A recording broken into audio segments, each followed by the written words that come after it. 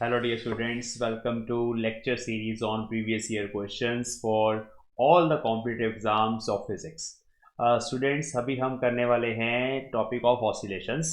Oscillations का जो topic है बच्चे ये सारे ही एग्ज़ाम्स के लिए बहुत इंपॉर्टेंट है। For example IIT JAM, IIT JEE advance, IIT JEE mains. इसके अलावा अगर हम बात करें कि गेट का एग्ज़ाम होता है, जेस्ट होता है, और ये बीएचयू जितनी भी गवर्नमेंट यूनिवर्सिटीज़ हैं, स्टेट यूनिवर्सिटीज़ की एंट्रेंस एग्ज़ाम में ऑसिलेशंस में से क्वेश्चन पूछे ही जाते हैं। ठीक है, और ये ऐसा टॉपिक है कि चाहे आप बीएससी फर्स्ट ईयर में हो, चाहे आप बीएससी सेकेंड ईयर में हो, चाहे थर्ड ईयर में हो, अगर आप कॉम्पिटिटिव एग्जाम्स के लिए प्रिपेयर कर रहे हैं और इवन अगर आप +1 +2 के स्टूडेंट हो, तब भी ये आपको टॉपिक अच्छे से आना चाहिए। तो बच्चे इस लेक्चर सीरीज़ में हम कैसे करते हैं कि हम कुछ क्वेश्चंस लेते हैं जो प्रीवियस ईयर क्वेश्चंस हैं। इन सारे कॉम्पिटिटिव एग्जाम्स में से मैं कुछ क्वेश्चंस लेता हूँ, उन क्वेश्चंस को हम प्रॉपरली डिस्कस करते हैं एकदम इन डेप्थ जाके कि इसमें कौन कौन से कॉन्सेप्ट्स होते हैं। मतलब क्वेश्चन की हेल्प से हम कॉन्सेप्ट्स को लर्न करते हैं। ठीक है, तो मैं कोशिश करता हूँ कि जितने भी अलग अलग तरह के कॉन्सेप्ट्स मैं कवर कर पाऊँ मैं करता रहूँगा आने वाली लेक्चर सीरीज में। तो अभी हम lecture number 1 of oscillation topic करने वाले हैं। ठीक है, तो लेट्स स्टार्ट दिस टॉपिक। इसमें सबसे पहला क्वेश्चन हम देखते हैं हमारा कैसा है, कौन कौन से कॉन्सेप्ट्स इस क्वेश्चन में हमें चाहिए इसको सॉल्व करने के लिए। ठीक है, so let us read the question. A block of mass 0.38 kilogram is kept at rest. तो ये एक मास है जिसका मास हमें 0.8 kg दिया हुआ है, रेस्ट पे पड़ा हुआ है। फ्रिक्शनलेस सरफेस है, याद रखेंगे यहाँ पे जो सरफेस है वो स्मूथ है, मतलब यहाँ पे कोफिशिएंट ऑफ फ्रिक्शन इज 0, तो स्मूथ सरफेस है। और इसके साथ साथ एक स्प्रिंग लगा हुआ है, स्प्रिंग का मास निग्लिजिबल है, क्वेश्चन में गिवन है, और स्प्रिंग को दूसरी साइड पे यहाँ पे रिजिड सपोर्ट के साथ अटैच किया हुआ है। तो सारा कुछ अभी स्टेशनरी है। राइट हैंड साइड से एक बुलेट है, ये हमारे पास एक बुलेट गिवन है ऐसे, और वो बुलेट आके इस ब्लॉक पे टकराएगी। तो बुलेट का मास गिवन है small m which is 0.02 kilogram, और इसका मास कैपिटल M मान लेते हैं which is 0.38 kilogram given in the question. अब वो जो बुलेट है वो आके टकराई, बुलेट की स्पीड भी गिवन है, बुलेट की स्पीड है v is equal to 200 metres per second. तो जब ये ब्लॉक टकराई, ब्लॉक से टकराई बुलेट, उस टाइम पे टाइम बोला गया है कि time t is equal to 0 पे। तो अभी ये कहाँ पे पड़ा हुआ है, अभी ये मीन पोजीशन पे है। तो हमें ये इस क्वेश्चन में समझ आ रहा है कि time t is equal to 0 पे बुलेट टकरा रही है, मतलब इस ब्लॉक की जो पोजीशन है, मीन पोजीशन, वो t इज इक्वल टू 0 पे रहेगी। एक ये चीज हमें समझ आ रही है यहाँ पे कि मतलब at t is equal to 0 इसकी जो पोजीशन है, मीन पोजीशन, वो 0 है, मतलब इसका displacement from mean position x is 0। तो ये मेन चीज अभी यहाँ पे पता चली है। इसके अलावा क्वेश्चन में क्या पूछा है, क्वेश्चन में पूछा है कि हमें इसका डिस्प्लेसमेंट बताना है ब्लॉक का इन मीटर। डिस्प्लेसमेंट क्या होता है, डिस्प्लेसमेंट को हम x से डिनोट करते हैं। Displacement is a function of time. इस तरह से ये ब्लॉक ऑसिलेट करेगा, जैसे ही बुलेट टकराएगी, बुलेट क्या करेगी, कुछ मोमेंटम ट्रांसफर करेगी उस ब्लॉक को। तो ब्लॉक के अंदर कुछ एनर्जी आएगी, बुलेट की एनर्जी वहां ट्रांसफर हो जाएगी, और ब्लॉक जो है वो कंप्रेस होगा, ब्लॉक आगे जाएगा, स्प्रिंग कंप्रेस होगा, स्प्रिंग के अंदर रिस्टोरिंग फोर्स डेवलप होगी, रिस्टोरिंग फोर्स के कारण ब्लॉक वापस अपनी पोजीशन पे आएगा।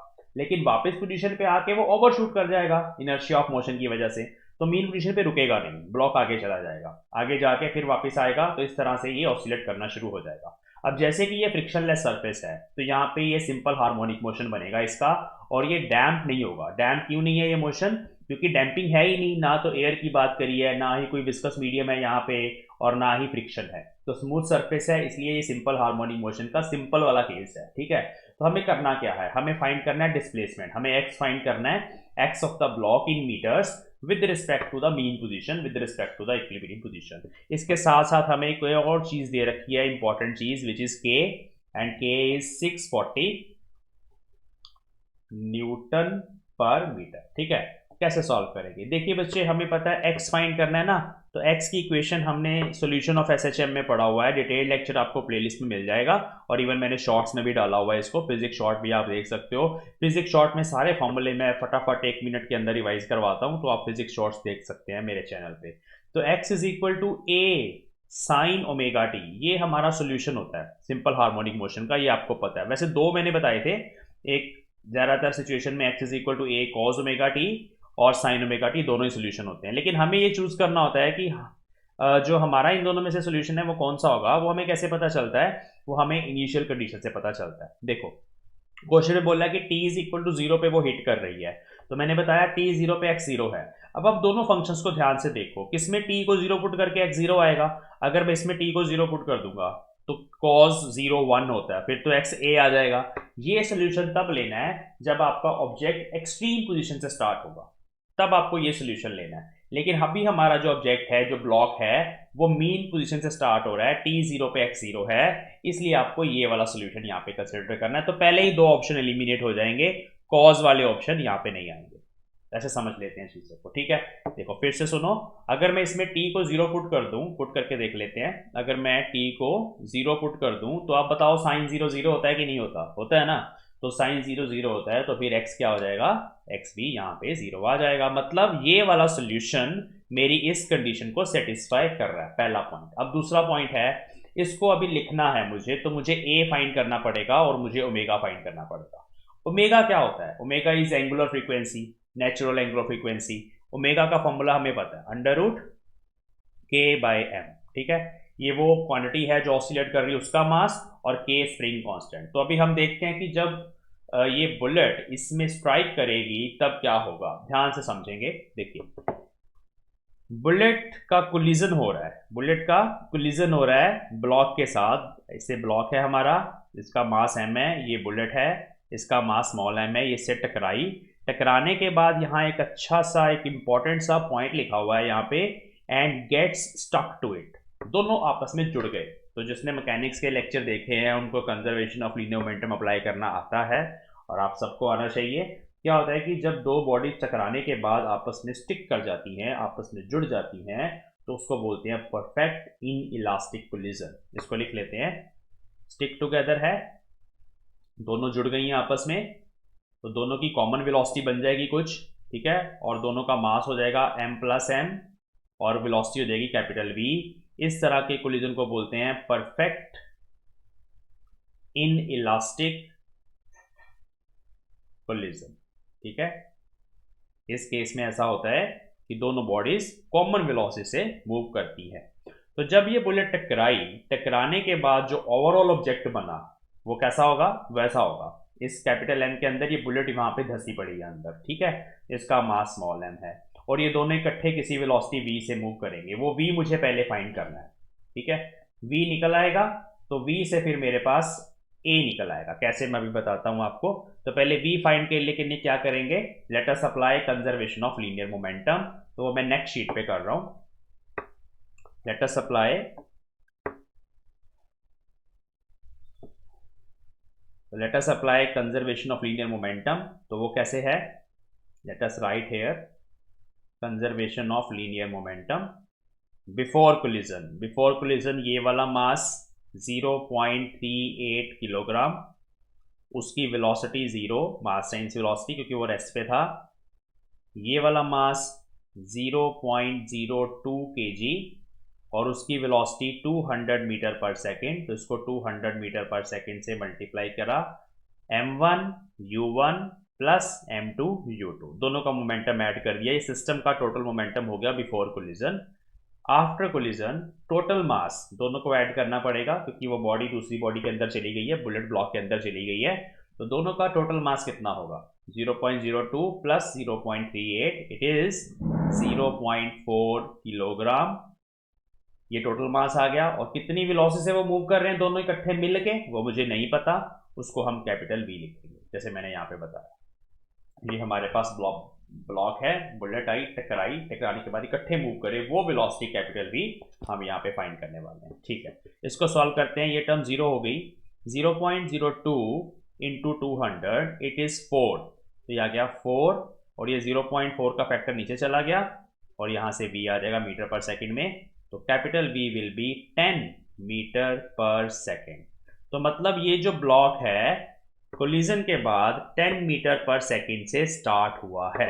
और आपको याद है कि सिंपल हार्मोनिक मोशन में मैक्सिमम वेलोसिटी मीन पोजीशन पे ही होती है। एक्सट्रीम पे जीरो, बॉडी वापस आई मीन पे, वहां पे उसकी मैक्सिमम वेलोसिटी होती है। तो ये V मैक्स है सिंपल हार्मोनिक मोशन का। तो हम इसको लिख सकते हैं, इट इज V मैक्स। कैसे लिखेंगे, it is V max. V max is जो अभी हमने कैलकुलेट करा 10 मीटर पर सेकेंड, और वी मैक्स का एक फॉर्मूला होता है मैक्सिमम वेलोसिटी इन एसएचएम। ये आप देख सकते हैं मेरे लेक्चर सीरीज में या शॉर्ट्स में, सारे फॉर्मूले जब तक आपको याद नहीं होंगे ना फिजिक्स में क्वेश्चन सॉल्व नहीं होते। तो वी मैक्स को हम ए ओमेगा लिख देंगे, amplitude times omega is equal to 10 metre per second. तो यहाँ पे मुझे जब ए निकालना है तो ओमेगा से डिवाइड करना पड़ेगा। ओमेगा कितना है सर? ओमेगा यहाँ कैलकुलेट करेंगे, के कितना दिया हुआ है 640 न्यूटन पर मीटर ऐसे यूनिट्स में। मास यहाँ पे कौन सा आएगा? देखो जो चीज ऑसिलेट कर रही है वो टोटल मास है, ब्लॉक और बुलेट का मास टोटल वो कितना है ध्यान से देखेंगे 0.4 किलोग्राम है, तो यहाँ 0.4 आएगा। इसको सॉल्व करेंगे, ये बन गया 6400 डिवाइड बाई 4। इसको सॉल्व कर लेंगे तो 1600 है अंदर, 1600 का जो अंडर रूट है दैट इज 40, तो ओमेगा इज 40 रेडियन पर सेकेंड। ओमेगा ये आ गया मेरे पास, ठीक है, ओमेगा इज गिवन, तो ये ओमेगा मुझे मिल गया। यहाँ पे ए कितना है यहाँ पे पुट कर रहा हूं मैं, A is 10 divide by omega, omega is 40, तो इसको सॉल्व करेंगे 0.25, ये मीटर में आया 0.25, ओमेगा रेडियन पर सेकेंड में, तो ए इज 0.25 एंड ओमेगा इज 40, तो this is your option number D. ये ऑप्शन नंबर डी है, ध्यान से देखिए, x इज इक्वल टू ए की जगह 0.25 साइन, साइन इसलिए क्योंकि जो ब्लॉक स्टार्ट हुआ है वो अपनी मीन पोजीशन से स्टार्ट हुआ है इसलिए साइन, और ओमेगा इज 40 इंटू टी, तो ये इसका सही आंसर है। तो आई होप आपको समझ आया क्वेश्चन। देखिए अभी मैं समझा रहा हूँ तो इतना टाइम लग रहा है, अगर आपको कॉन्सेप्ट्स पता होंगे तो 2 मिनट का काम है। ये कैसे करना है 2 मिनट में? कंजर्वेशन ऑफ लीनियर मोमेंटम की कोई इक्वेशन लिखनी पड़ेगी, उसमें से वेलोसिटी आ जाएगी आपके पास, सिंपल। ये आपके दिमाग में कॉन्सेप्ट बनता है कि इस तरह से ब्लॉक टकराया, किसी वेलोसिटी से स्टार्ट हुआ, वी ए ओमेगा होता है, वहाँ से मैं ए निकाल सकता हूँ, मुझे ओमेगा चाहिए। ओमेगा फाइंड करने के लिए मेरे पास कौन सा फॉर्मूला है? अंडर रूट के बाई एम है, के गिवन है, मास भी पता है, तो वहाँ से ओमेगा आ जाएगा। और एक कॉन्सेप्ट यहाँ पे जो लगा है वो ये है कि जब ऑब्जेक्ट ब्लॉक मीन पोजीशन से स्टार्ट होता है तब हमारा एसएचएम का सॉल्यूशन साइन वाला होता है। जब लेफ्ट राइट वाली एक्सट्रीम से स्टार्ट होता है तो ये होता है ए कॉस ओमेगा टी। जब लेफ्ट वाली एक्सट्रीम पोजीशन से ऑब्जेक्ट स्टार्ट हो तो माइनस ए कॉस ओमेगा टी सॉल्यूशन होता है। तो ये सब जो है ना डिटेल लेक्चर अब में आप देख सकते हो चैनल के ऊपर, आपके इस चैनल के ऊपर सिंपल हार्मोनिक मोशन की एक प्लेलिस्ट है जो मैंने स्टार्ट किया हुआ है, रेगुलर सिलेबस उसका स्टार्ट करा हुआ है, उसमें सारे फंडामेंटल्स मैंने एक्सप्लेन करे हुए हैं। तो देखिए जब भी आप प्रॉब्लम सॉल्विंग तक जाना चाहते हो ना तो पहले आपको फंडामेंटल्स पता होने चाहिए। फिजिक्स में इमेजिनेशन करनी पड़ेगी मैकेनिक्स की प्रॉब्लम्स में, और उसके बाद फंडामेंटल्स के बाद फॉर्मूले याद होने चाहिए। तो फॉर्मूले याद करने के लिए आप फिजिक्स शॉर्ट्स देख लो, ठीक है, एक एक मिनट में मैं एक एक कॉन्सेप्ट एक्सप्लेन कर रहा हूँ, वहाँ पे वो देखते रहोगे ना तो आपके दिमाग में बैठ जाएंगे फॉर्मूले। और उसके बाद आप ये आईआईटी जैम वाली सीरीज में जिस भी टॉपिक को प्रिपेयर कर रहे हो उसके क्वेश्चंस आप समझ लो एक बार। समझने के बाद फिर प्रैक्टिस है, प्रैक्टिस के लिए मैं आपको बुक्स बताऊंगा कहाँ से क्वेश्चंस करने हैं, वो आने वाले लेक्चर्स में आपको बताऊंगा। तो चलिए अभी हम नेक्स्ट क्वेश्चन देखते हैं। नेक्स्ट क्वेश्चन कौन से टॉपिक पे है? हाँ जी, नेक्स्ट क्वेश्चन बच्चे हमारा ना सुपर पोजिशन ऑफ ट्रू एसएचएम्स पे है। तो उसके लिए मैं थोड़ा सा आपको लिसाजस फिगर्स को फिर से रिकॉल करवाना चाहता हूँ, रिवाइज करवाना चाहता हूँ। देखिए क्या होता है कि जब एक पार्टिकल के ऊपर 2 एसएचएम हम लगा दें एक ही टाइम पे, मतलब 2 रिस्टोरिंग फोर्सेस हैं, पार्टिकल एक है, एक फोर्स लग रही है इस डायरेक्शन में, दूसरी लग रही है परपेंडिकुलर डायरेक्शन में।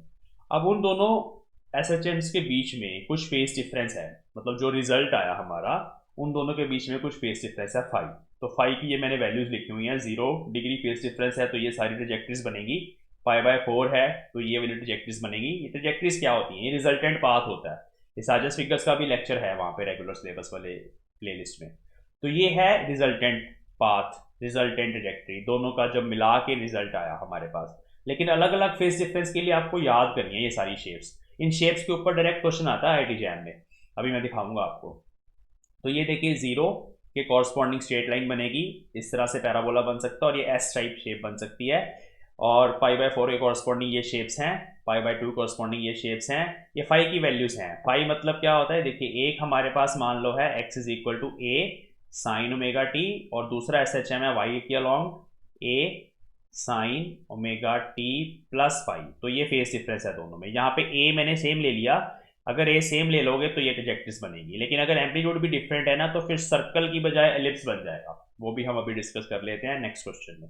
तो बच्चे अगर ये फेस डिफरेंस है ना, ये सारे फेस डिफरेंस उसके कॉरस्पॉन्डिंग ये शेप्स है, इन शेप्स को लर्न करना है, दिमाग में बिठाना है कि 0 के लिए स्ट्रेट लाइन, π/4 के लिए टिल्टेड एलिप्स, π/2 के लिए सर्कल, 3π/4 के लिए एलिप्स फिर से टेढ़ा हो गया, और पाई के लिए उल्टी वाली स्ट्रेट लाइन, नेगेटिव स्लोप वाली स्ट्रेट लाइन।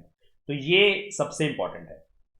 फिर ये नीचे क्या है, ये 1:2 क्या है, देखो ये टाइम पीरियड्स की रेशियो है कि ये जो दो SHMs हैं अगर उनकी एंगुलर फ्रीक्वेंसी बराबर है, जैसे यहाँ मैंने बराबर लिख दी, तो उस केस में तो सिर्फ यही वैल्यू ट्रेजेक्टरीज बनेगी जो मैंने सबसे ऊपर बनाई है। लेकिन अगर ये ओमेगा एक्स डिफरेंट है, ओमेगा वाई डिफरेंट है, दोनों की जो एंगुलर फ्रीक्वेंसी या टाइम पीरियड कह लें, क्योंकि एंगुलर फ्रीक्वेंसी टाइम पीरियड दोनों एक दूसरे के इनवर्सली प्रोपोर्शनली तो होते हैं, omega is equal to 2π/t। तो अगर ये दोनों डिफरेंट हैं, उनमें रेशो है 1:2, 1:2 मतलब एक की फ्रीक्वेंसी दूसरे से डबल है, तो उस केस में इस तरह के पाथ बनते हैं। ये 8 वाला बड़ा इंपॉर्टेंट है, अभी मैं दिखाता हूँ। तो ये 8 जो बन रहा है और पैराबोला ये इंपॉर्टेंट है, ठीक है। तो पैराबोला याद रख लो 0 के कॉरस्पॉन्डिंग बनता है और पाई के कॉरस्पॉन्डिंग बनता है, और जो 8 है वो π/2 के कॉरस्पॉन्डिंग। जब फेस डिफरेंस π/2 होता है तो 8 जैसी शेप नजर आती है। और उसके बाद है अगर एंगुलर फ्रीक्वेंसी की जो रेशो है वो 1:3 है, तो ये S बनेगा, यहाँ उल्टा S बनेगा, और बाकी कुछ अजीब तरह से है। ये 8 है, 8 जैसा ही है, लेकिन इसमें लूप्स 3 है। Here we have 3 loops, here we have 2 loops, here we have 1 loop। तो ये लूप को देख के भी पता चल जाता है कि जो टाइम पीरियड की रेशियो है वो कितनी है। देखो जैसे इन तीनों के लिए देखो एक सिंगल सिंगल लूप नजर आ रही है आपको, तो मतलब 1:1 होगा टाइम पीरियड बराबर होगा, दोनों SHMs का टाइम पीरियड बराबर होगा। लेकिन यहाँ पे 2 लूप्स आ रही हैं, यहाँ भी 2 है, यहाँ भी 2 है, यहाँ भी 2 है, थोड़ी आगे पीछे हैं इन दोनों में। लेकिन जब 2 लूप्स है तो टाइम पीरियड की रेशियो 1:2 होगी। यहाँ 3 लूप्स है, 1 2 3, देखो 1, यहाँ पे ये 1, ये 2, ये 3, ठीक है। तो 3 लूप्स हैं, यहाँ भी 1 2 3, तो इनकी रेशियो 1:3 है। ऐसे ही अगर आप हायर केस में चले जाएंगे 1:4 में 4 लूप्स आएंगी, लेकिन वो सिलेबस में मतलब डायरेक्ट क्वेश्चन नहीं आते उसके, क्योंकि लर्न करना थोड़ा सा डिफिकल्ट होता है। तो 1:3 में 3 लूप्स हैं, तो ये एक तो याद रखने वाली चीज़ है, टाइम पीरियड की रेशियो पता चल जाती है वहाँ से। दूसरा, शेप्स आपको याद रखनी है कि सर्कल π/2 के लिए अगर टाइम पीरियड इक्वल है, अच्छा अब जब टाइम पीरियड इक्वल हो तब भी एलिप्स बन सकता है। एलिप्स देखो ना टिल्टेड है, लेकिन अगर सीधा वाला एलिप्स बना दें, अगर यहाँ पे एम्पलीट्यूड बराबर ना हो तो ये सर्कल भी एलिप्स जैसा नजर आएगा, ये कुछ इस तरह सा नजर आ सकता है। तो अभी हम नेक्स्ट क्वेश्चन में इसी से रिलेटेड क्वेश्चन करने वाले हैं। तो आप लिसाजस फिगर्स वाला जो बेसिक लेक्चर है जो आपने BSc क्लास में पढ़ा हुआ है उसको रिवाइज कर लें। उसकी कुछ इक्वेशंस होती हैं, रिजल्ट्स, तो मैं शॉर्ट्स में भी बना दूंगा, उनको रिवाइज कर लें और उसके बाद ये फिगर्स को याद रखें इस तरह के क्वेश्चंस करने के लिए। तो चलिए, जैसे कि ये हमारा पहला क्वेश्चन है, इसको ध्यान से पढ़ते हैं। पहला question related to Lissajous figures, when 2 SHMs represented by x a0 cos omega t plus alpha, y b0 cos omega t plus beta, ठीक है। अब देखो ओमेगा सेम है, यहाँ पे दोनों केस में ω1 ω2 नहीं लिखा हुआ, दोनों की एंगुलर फ्रीक्वेंसी इक्वल है, तो दोनों के टाइम पीरियड भी इक्वल है, इसका मतलब तो ये इक्वल टाइम पीरियड वाला केस है। जो सबसे पहला वाला हमारी ये जो रो है, ये वाली, ये वाला केस है, इसमें से हमें बताना है, ठीक है। चलिए आगे पढ़ते हैं। आर सुपर इम्पोज कर दिए एट राइट एंगल्स। तो राइट एंगल्स क्या ही सिचुएशन है हमारी, द रिजल्टेंट इज एलिप्स, तो एलिप्स आ रहा है हमारे सामने सीधा वाला, with major axis along Y axis as shown in the figure, the condition which correspond to this are. तो सबसे पहले तो ये आपको समझ आना चाहिए कि यहाँ पे सीधा एलिप्स बन रहा है, टिल्टेड नहीं है ये।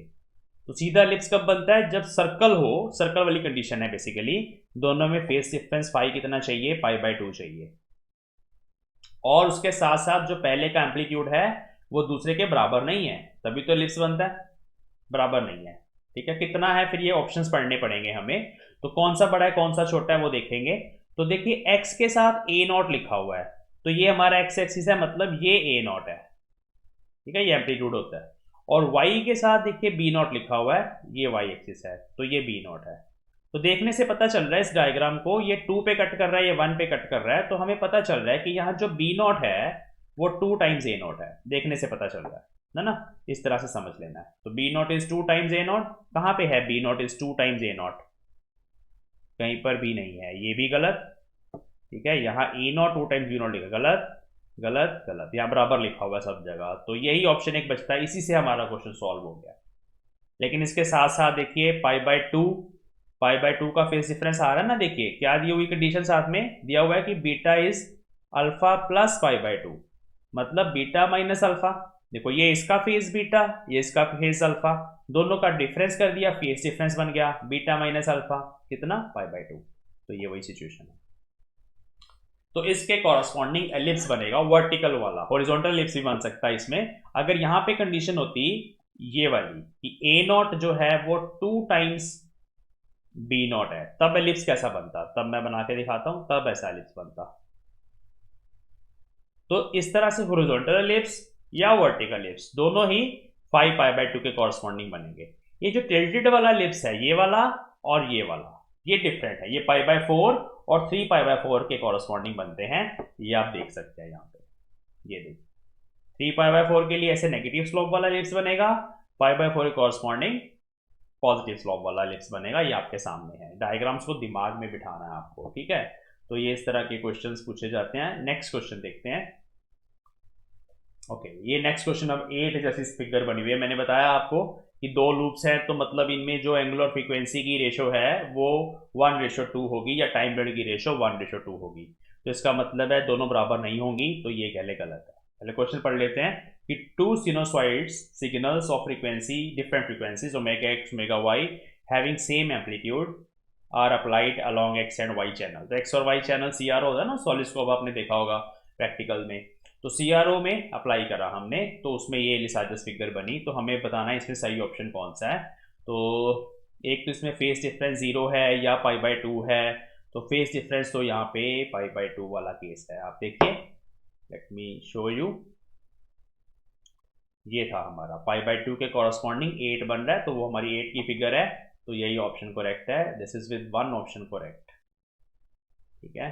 तो फेस डिफरेंस इज π/2, ये गलत है, 0 वाला नहीं है। अच्छा, omega Y is equal to omega X, इसको कैसे चेक करते हैं, इसका भी मैं आपको शॉर्टकट बताता हूँ। तो जो रेशो होती है omega X by omega Y, इसका एक शॉर्टकट फॉर्मूला होता है, it is number of cuts on Y axis, inverse ratio होती है, upon number of cuts on X axis. अगर टाइम पीरियड की टर्म्स में लिखेंगे tx अपॉन ty, तो फिर इनवर्स रेशो नहीं आएगी, क्योंकि ये दोनों इनवर्सली प्रोपोर्शनल होते हैं ना ओमेगा और t।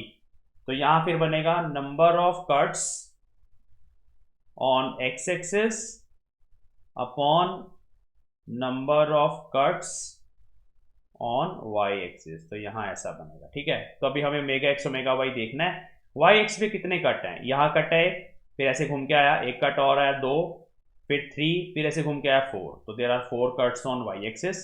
एक्स एक्सिस पे कितने कट्स हैं, ऐसे जब ये घूम के आया तो यहाँ पे कटा ओरिजिन पे, तो ये एक्स एक्सिस वाला कट बना जाएगा। फिर ऐसे घूम के वापस आया तो एक बार फिर एक्स एक्सिस पे कटा, तो वो 2 है, तो इट इज 2/1। तो हम लिख सकते हैं omega X is equal to 2 times omega Y. ये ओमेगा वाई इधर चला गया, तो ये हमारा आंसर है। यहाँ पे ओमेगा एक्स ओमेगा वाई की रेशो ये है कि omega X is twice omega Y, लेकिन यहाँ डिफरेंट दिया हुआ है, यहाँ उल्टा दिया हुआ है omega Y twice omega X, तो ये गलत हो गया, ठीक है। तो इसमें सिर्फ ये वाला option, option number D correct था। तो इस वीडियो में बच्चों हमने 3 क्वेश्चन डिस्कस करे, तीनों ही क्वेश्चंस एसएचएम से रिलेटेड हैं। आने वाली वीडियोस में मैं और एसएचएम के रिलेटेड क्वेश्चन, प्रीवियस ईयर जो हमारे क्वेश्चन बैंक होता है, सारे एग्जाम जितने भी आपने थंबनेल पे देखे हैं उनमें से उठा उठा के मैं आपसे डिस्कस करूँगा। ये क्वेश्चन आपका कॉन्सेप्ट अच्छा बनाएंगे, और उसके साथ साथ आपको कॉन्सेप्ट लर्निंग तो है ही है, साथ साथ आपकी प्रैक्टिस हो रही है प्रीवियस ईयर क्वेश्चंस की। तो चलिए हम अपनी नेक्स्ट क्लास में मिलेंगे। मुझे कमेंट सेक्शन में बताइए कि आपको ये लेक्चर कैसा लगा, इसको अपने फ्रेंड्स के साथ शेयर करिए। और आप किसी भी कॉम्पिटिटिव एग्जाम्स के लिए तैयार कर रहे हैं फिजिक्स को, तो ये सारे क्वेश्चन वहाँ पे इंपॉर्टेंट हैं। Thanks for watching.